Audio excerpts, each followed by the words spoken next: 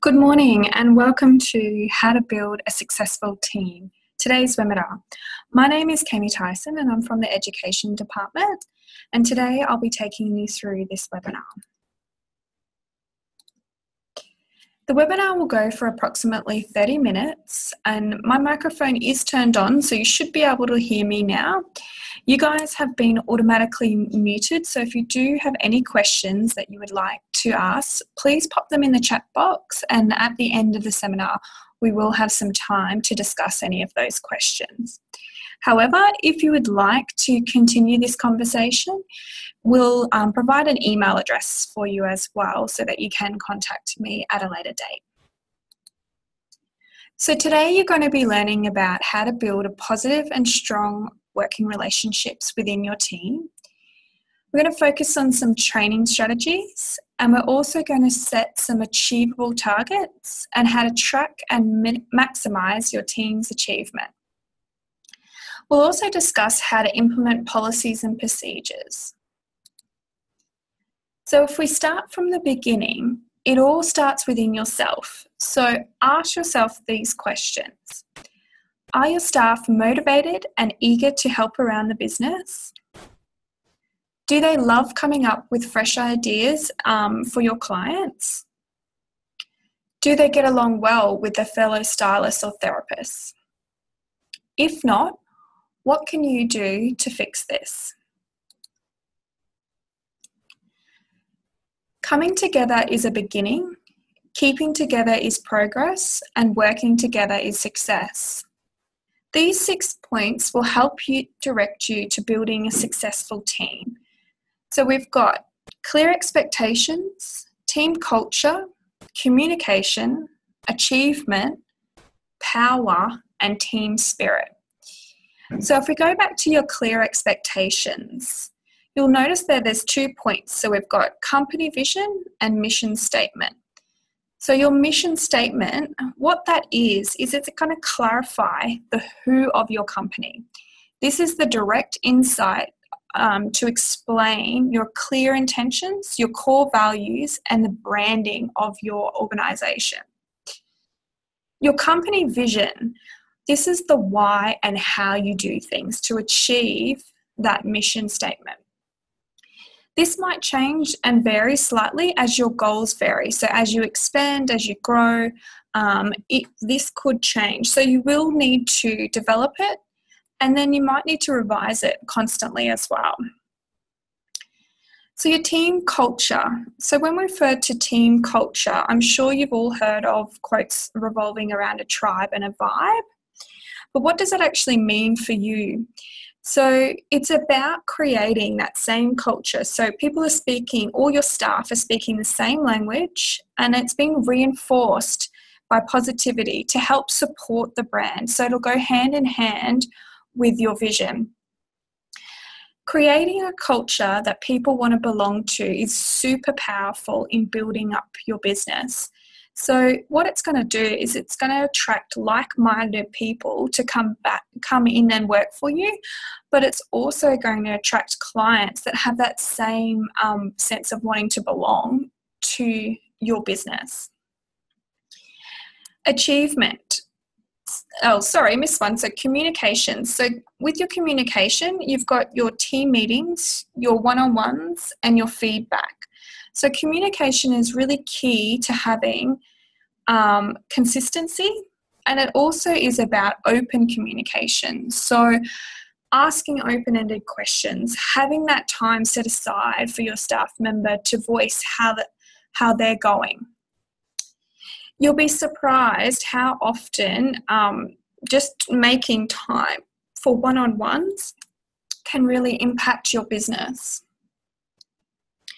Using the sandwich method of doing team meetings or one-on-ones can be really useful. So tip and hint here, if you start with a positive, deliver what you need to develop, and then end with a positive note or a challenge, that really is going to make a difference to your deliverancy of these meetings. So your achievement. So we're talking about celebrating wins. Now these can be small wins or they can be large. It can be achieving a goal. The most important thing is to keep it relevant and in the moment. So I believe that every action will create a reaction. So the example here would be if you had a staff member that had a goal of 300 units of retail and they had to achieve that within that month period. If they'd started to just change one little part and they sold one product, it's about celebrating that, be relevant, be in the moment, achieving it. So that little bit of positive reinforcement will continue them and encourage them to keep working towards their end goal. The next one is power. So power can obviously be taken in two ways, but power comes in all different strengths and can have a little or a large effect to your business. Now, what we're talking about here is giving it out in the positive way, recognizing when people are ready to grow to that next level. It's also talking about giving ownership as well. You might not necessarily be talking about power as in a role change, like so moving up to a manager. You might be talking about just having someone that's got ownership over customer service in your store. Team spirit.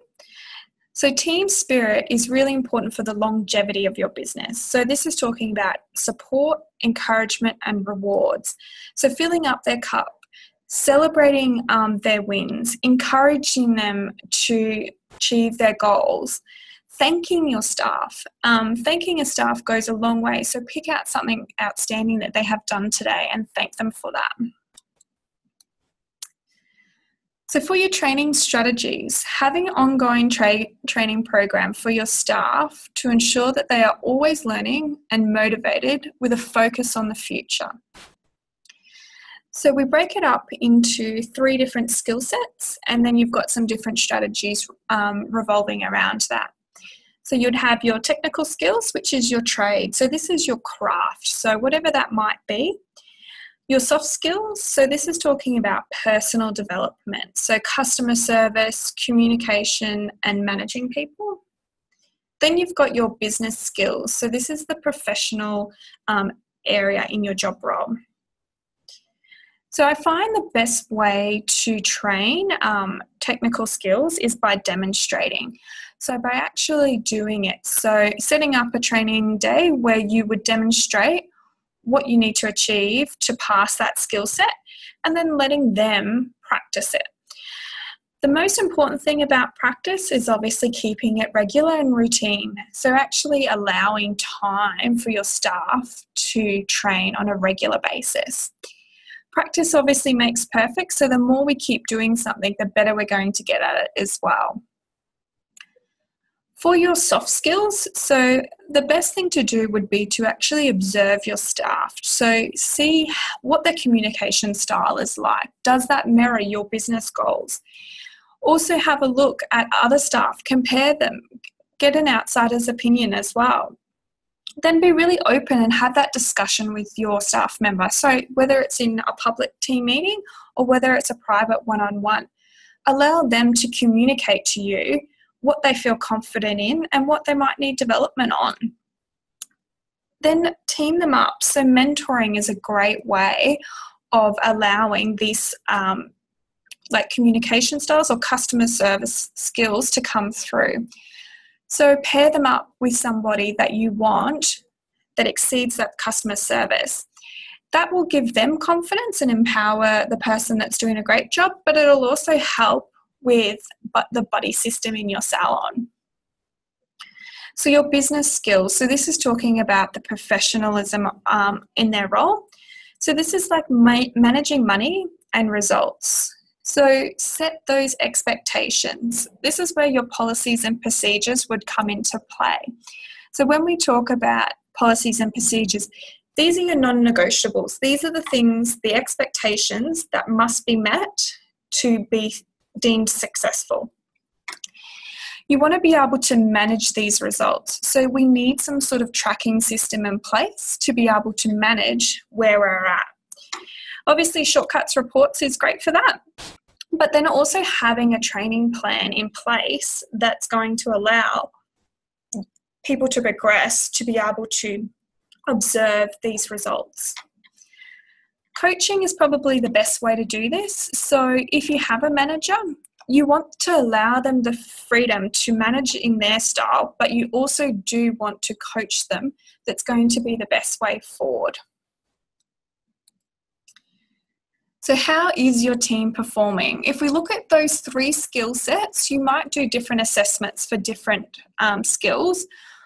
The first part would be setting up a skill assessment. Now, this needs to be a non-threatening environment. So it's not time to train or reprimand your staff. It's purely a time to analyse and reflect. Now, if it was me, if you were checking to see what level they are as far as their craft goes, so their technical skills, you would want to let them know that they're going to have this. So prepare them for this so that it's not a shock to them. You don't want them to be put on the spot or nervous about it, because then that can obviously affect what their skill set is actually like. You also want to create a safe environment, so you can't be reprimanding them at this time, okay? The next thing would be customer feedback. So when we talk about customer feedback, we're talking about your consumers. They're going to be the best advocates for your business and the best people to hold you accountable, okay? Your staff competency and reviews. Now, this is really important to get feedback from your staff. So actually listen to them and get them to fill out a competency form so they can analyse where they are at as well. You might find that it might be a confidence thing within their job role that they're unconfident about. The level of understanding the tasks, so they might actually not know what they need to achieve to get to that end goal. It's also a time for them to share with you where they need development. Another good thing with this as well is to actually see what feedback they give you too. So review measurable results. So this is talking about the paperwork. So this is actually tracking down or keeping a track, of what your goals are and measuring them out. So checking in 3 months, in 6 months, in 12 months, and then checking back over the years and see where your growth has been. It's also a time to reflect, to see if you need to realign any goals or whether you need to change your training program so that your staff are developing skills still. So if we go into your skill assessment, you'll see here we've got the key points of set the standard. So what is required for your team to pass, or what do they need to do if it's a fail? What can they do to develop their next learning plan so that they can reach that pass? Keep records of achievement. I think that that's really important to have that displayed publicly, and really hone in of what they're achieving rather than what they might need more development on. Review and reassess. We should always do this. Always analyse it, see where your staff are at, and then reassess. So if we do need to do more practice, or if we do need to change up our training plans, it allows you time to do this. So your customer feedback. Collecting feedback from guests is really important for you to get a true indication of your business. It's independent and it's also genuine as well. It's asking the customers about what they're experiencing in your store, but it's also asking existing customers about your growth as well. So you might have got busier and you want to still get that feedback from your customer as well, not only just new customer feedback. So you can use this by doing the ratings and reviews in Spotlight. This is great. It'll send out an email or an SMS to any of your new customers and your existing customers and ask them the 6 token questions there. But the other things that you can do is you can actually ask your consumers the questions. So reach out to your guests via SMS, email or phone and ask them about their visit. Ask for some honest feedback. I think it's great because what it will do is it'll open up some constructive criticism, but it also might just have a fresh impact to your business on highlighting some outstanding employees or potential growth for those employees as well. It's important to see your business with fresh eyes. The next thing is your staff performance. So with staff performance, we would like to focus on formal and informal one-on-ones. It's amazing what 10 minutes of their time, 10 minutes of your time, and 10 minutes of development can do for a staff's progress. It can instantly change retention of staff, development of staff, and it also changes the vibe in the mornings if that's when you're choosing to do it. Hold weekly team meetings and always communicate with your team. I think it's really important to have a ritual of when you're having your meetings, whether that's weekly, fortnightly, or monthly, but keep it consistent. Use shortcuts reporting to track your team's individual results, but then also as a team as well, track those results.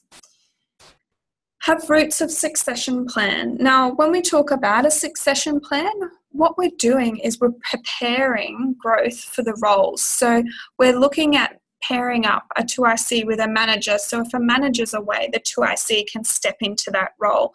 So it's all about shadowing and making sure that we're ensuring that our junior members of our team can become our senior members of our team, and that transition is easy.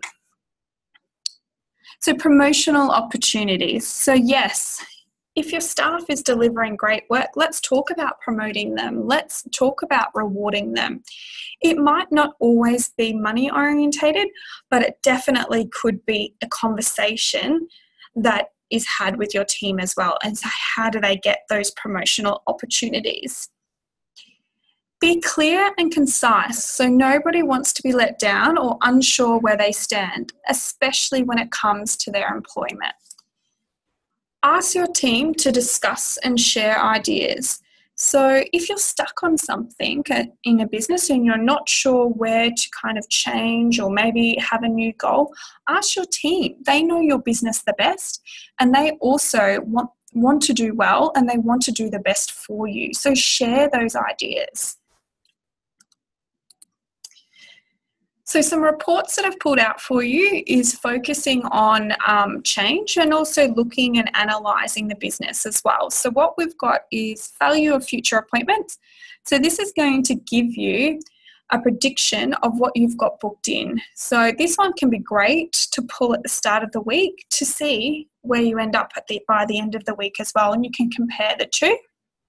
It's also great to highlight what employees are booked out and what employees might be retaining better clientele as well. Your Book Me statistics. This report is fantastic. I would suggest that everyone has online booking. It's like having a 24/7 receptionist. If your Book Me statistics are low, then what you might need to do is look at rebranding your online booking, or have it more accessible for your consumers to find, make it easier for them. You might even just need to be talking about it within the store. Did you know that we online book? So that one's a great one to keep track of. Taking comparison. So this is going to compare, depending on the date range that has been pulled, it will compare each day and the ebbs and flows of your business. Your client retention. So this one is great to see what clients are returning and who are they returning to. So not only for the business, but it also do it for the employee as well. Your employee ranking, this one's great for highlighting staff. So it gives them a ranking and it'll focus on things that are broken up into service, retail. It'll also do average dockets, amount of clients, all of those things. So it is really cool for that. Employee performance and the summary extended and non-extended report. Performance summary report, I think that I would pull this every day, every week. It's a great little insight to see how your employee is going. Products by employee. This one's fantastic to see what products the employee is selling. It's also a good one to see maybe your retail ranges need to be refreshed, or maybe your staff need more development in those retail ranges. If they keep selling the same products all the time, it might be time to do a product info night. Rebooking breakdown. So this one is talking about the rebookings. So it's analysing those conversations that your staff have with the client about giving them a reason to rebook. I think that's important to acknowledge there, that they're actually asking your guests to come back. The top selling services and products. So this one's in reference to your service menu and your retail lines. It would be great to analyse what treatments are popular. What do we need to do more of, and what do we need to advertise more of? Client accuracy card. It's really important to focus on this one. If your data isn't clean, then you can't contact your consumers. So you can't actually reach out to them and ask them how their visit was if they've got no mobile number or no email. So that is really important to be on top of that. And it's a non-negotiable. You should be capturing those clients' data. So recognising and rewarding your staff. Public acknowledgement is always important. I think you should do this on a weekly, monthly and yearly basis. It can be small and it can be large. So on a weekly basis, it might be just saying something of a highlight that they've done that week. It's celebrating that and acknowledging that staff member for doing a great job. Your yearly rewards might be a bit more of a night. I'm not saying that you have to do this, but it definitely makes the team member strive towards the long-term goal. Team bonding, enjoyment activities, and guest speakers. So team bonding activities and enjoyment activities, this should be fun. It shouldn't be about work. It should purely be enjoyment. So that's going to build the relationships within your staff. Guest speakers, obviously it's nice to have someone come in with a fresh attitude and actually they might be saying the exact same thing that you're saying, but having a fresh face in your business can really motivate staff. Create a celebration for reaching a goal. So this one here, I think it's important to do little and small things, but have it as a ritual. So if someone has achieved their target, you have a little ritual of what you would do to celebrate that goal. So even if you're away, the team will still celebrate it in that same way. Offer benefit packages, maybe perhaps a gym membership or shopping vouchers or private healthcare. Additional holidays to reward or loyalty or training courses. So not often are rewards always money-based. You could say to them, if you reach your target, you can get an RDO once a month, or they can take some time off. So finding out what rewards your team members are motivated by, that there is just an insight on how you're going to get them to reach those targets. Bonuses and promotions, obviously everybody loves to feel like they're doing a good job, so rewarding them with those bonuses and promotions. With your policies and procedures, so this one here is important when we're talking about those core business values. So have a procedure in place to know, so the staff know what's expected of them. They know what their job role is, they know what they have to achieve, and they know what the business is and the company vision and mission statement is. So there's a few ones that I would recommend for you to actually put in place in your business. So a new employee induction. So this is fantastic to be able to hand to a new employee and say, this is what we expect here. You probably would align that with the company handbook. If you gave that to them, they already have a level of understanding of what your business is like. It's a great reference guide too to come back to. So when you are training someone as well, you can say, yes, I do need to teach you how to do that. I do need that. Then you've also got your stock control handbook. So that one would be good to, if the job roles are changing slightly and someone's stepping up, they've got a quick guide on how your stock is performed. A marketing guide. So this one's great if you're really busy. If you've already set up a plan on how you're going to do your marketing. So you might say every season we do a promotion. On Facebook on a Tuesday we do this. On Instagram we do this. And then you've already got that guide in place. So someone can easily step in and follow that. Your manager's handbook. This should be their Bible. This should be everything on paper that you want to be verbalized throughout your business. So it's a checklist for them, but it's also a checklist for you.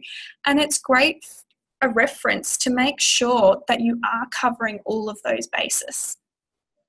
Obviously, your company handbook, that is really important to have and pull out and refresh so that you know that you're still on the same goal that you were when you very first started. So Shortcuts has a checklist. It has some things on there that will be able to, so some tasks, weekly tasks and daily tasks.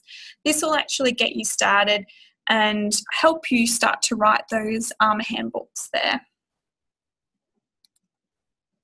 So in summary, today we've learned some about ongoing training programs, how your team is performing, suggestions on how to recognise and reward, ways to build a positive team, and the importance of policies and procedures. So now it's time for our questions. So I'll just let you use the chat box there so you can add some of your questions in from today's seminar. Okay, so I've got a question here and it's asking us, what are the best reports to use for product revenue? So obviously in the report section, we've got a whole category on stock, but some few highlight reports that I like is products by employee is always a good one. You've got your product sale report. You might compare that with your stock receive report as well.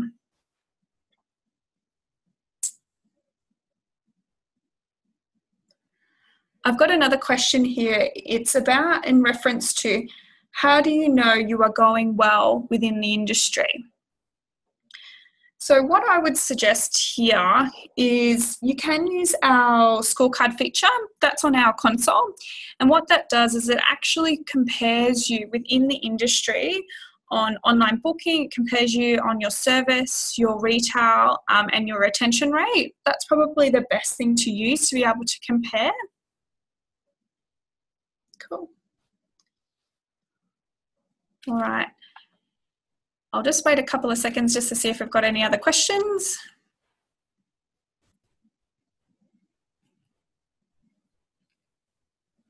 No. Okay, so how you can contact us. So if you do want to continue this conversation, you can definitely reach me at education@shortcuts.com.au. Or you can call through to our help desk support, so on 1300 667 374. The other thing that you can do to keep up to date with us is obviously follow us on our social media platforms, but you can go onto our website, so www.shortcuts.com.au. On our website, you'll find in the Learning Centre 2-minute videos on absolutely everything shortcuts, but you'll also see in our resource section any past webinars that you would like to go over. Have a look in there and you'll keep up to date with us. If I can just encourage you to take one thing from today and implement it straight away and then see that knock-on effect from creating and doing that new action. Thank you so much for your time and I'll see you next month.